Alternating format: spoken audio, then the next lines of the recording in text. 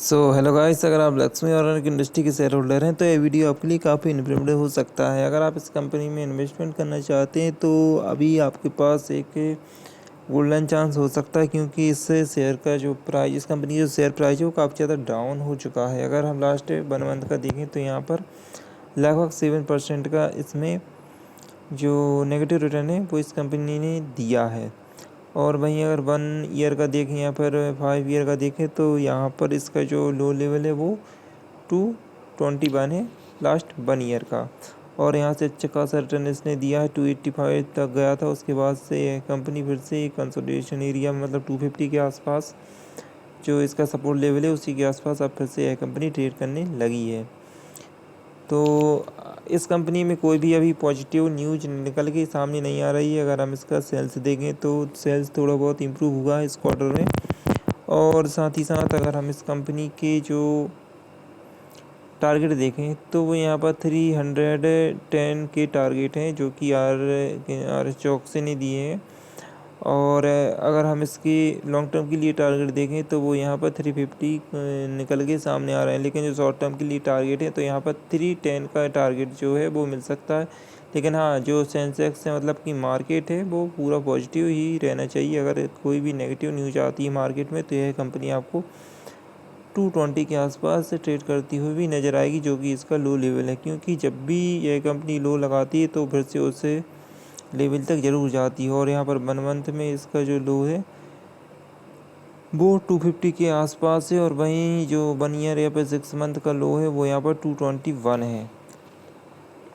हालांकि आपने अगर इससे पहले इस कंपनी में इन्वेस्टमेंट किया होगा, अगर आपने 1 ईयर पहले या फिर इससे पहले इन्वेस्टमेंट किया होगा तो आपको जो पोर्टफोलियो वो रेड ही दिखाई देगा। क्योंकि यहाँ पर आप देख सकते हैं 1 ईयर पहले जिसने इस कंपनी में इन्वेस्टमेंट किया होगा उनको 12% का नेगेटिव रिटर्न मिला होगा। और वहीं 5 पे या फिर जो 2021 के समय या फिर 22 के समय इन्वेस्टमेंट किया होगा तब भी यहाँ पर 1 साल या फिर 2 साल होल्ड करने के बाद भी इस कंपनी में नेगेटिव रिटर्न ही मिले होंगे। तो दोस्तों, अभी आपको अगर इस कंपनी में इन्वेस्टमेंट करना है तो अभी आप इस कंपनी में इन्वेस्टमेंट से बचना चाहिए अगर ओवरऑल देखें तो। लेकिन हाँ, शॉर्ट टर्म के लिए करना चाहते हैं, 10 रुपये 15 रुपये प्रति शेयर का जो प्रॉफिट है वो उसको बुक करना चाहते हैं तो यहाँ पर आप इस कंपनी में इन्वेस्टमेंट का जो प्लान है वो बना सकते हैं। यह आपके लिए बहुत ही ज़्यादा बेनिफिशियल हो सकता है। और लेकिन अगर आपको इसमें लॉन्ग टर्म के लिए इन्वेस्टमेंट करना है तो लॉन्ग टर्म पर्पज़ से यह कंपनी बेटर नहीं है। इससे बेटर कुछ अदर कंपनीज हैं, जैसे कि HUL है या फिर कोई भी टाटा मोटर कंपनी है। और अगर आप किसी केमिकल सेक्टर में जाना चाहते हैं तो बहुत सी अच्छी कंपनियां हैं।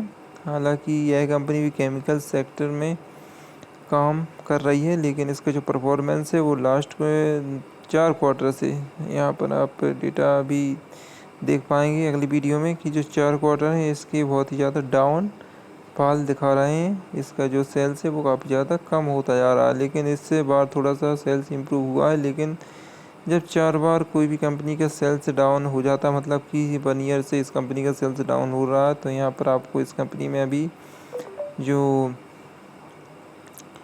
इम्प्रूवमेंट है वो काफ़ी कम देखने को मिलेगा।